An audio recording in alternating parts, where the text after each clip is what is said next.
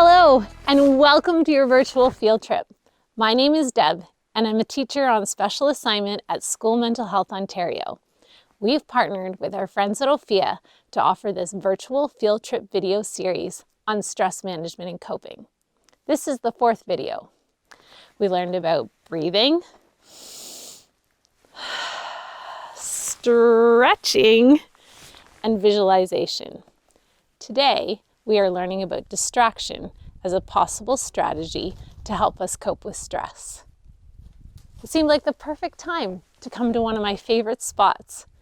When I'm feeling stressed and need a distraction, I like to get outside and get moving. It feels good to move my body, and it's a great break from screen time. Plus, I get to see and hear some of my favorite things. In this video, I'm excited to get some help from a few friends. They're going to share why you might use distraction and encourage you to try using this strategy. Or, if you already use it, perhaps you'll be inspired to try a new kind of distraction.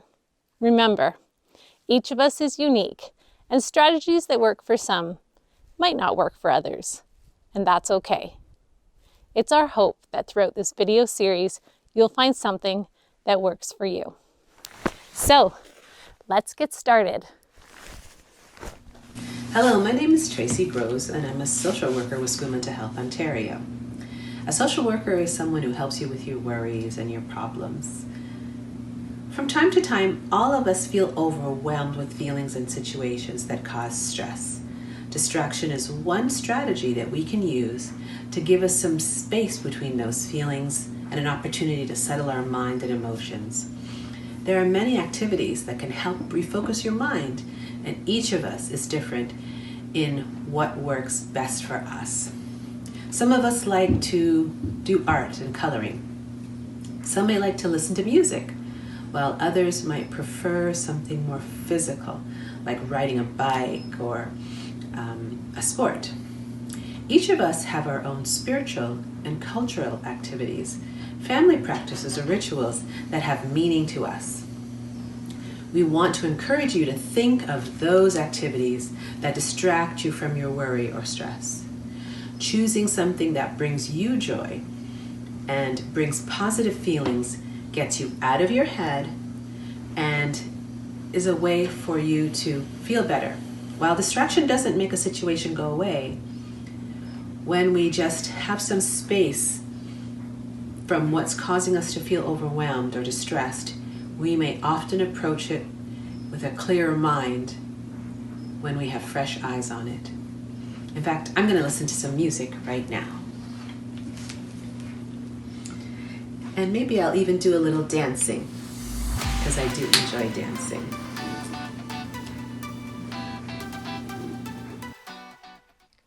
We asked Ontario students what they did to distract themselves when they were experiencing big feelings.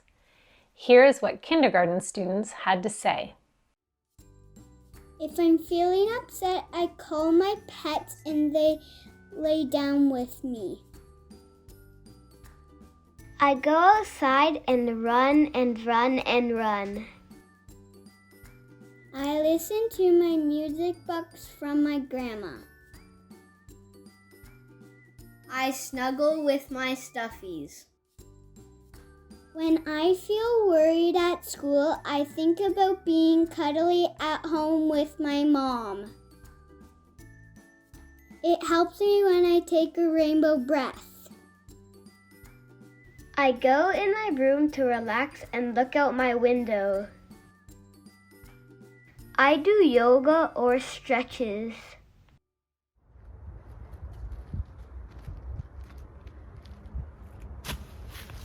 Hello, my name is Andrea. I am an educator. I am also an Ophia ambassador. Today, I will be sharing with you some activities that I enjoy doing alone, with my family, and with my friends. These activities help distract me from big feelings I am having, or when I find it difficult to concentrate. I also find that these activities help me find a sense of calm. Here are some examples of activities you can try doing alone or with someone at home. You can do these activities inside or outside any time of the year. These are a great way to take your thoughts away from uncomfortable feelings and to do the things you enjoy. When I make time for these activities, I notice that I feel calmer, happier, and have more energy. I am ready to learn, and I can work more easily with my friends and classmates.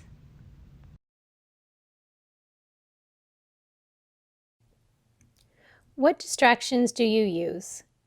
When do you choose to use distractions?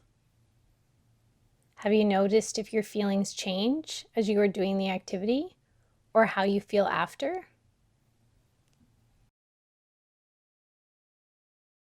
Educators, please refer to the virtual field trip lesson plan for activities to help consolidate this learning.